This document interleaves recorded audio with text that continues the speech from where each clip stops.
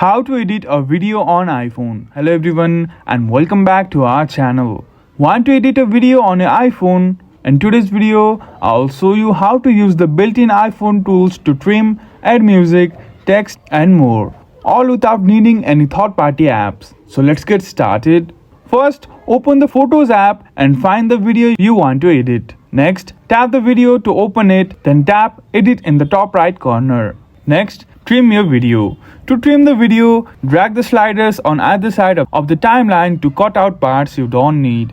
When you are happy with the trim, tap down and choose Save Video or Save Video as New Clip. Next, add filters, text and music. While editing, tap on the filter icons to add a filter to your video. You can also tap the text icon to overlay text or the music icon to add background music directly from the phone library. And that's it. Once you are done, tap done and your edited video will be saved to your Photos app. From there, you can share it or upload it wherever you like. And that's it.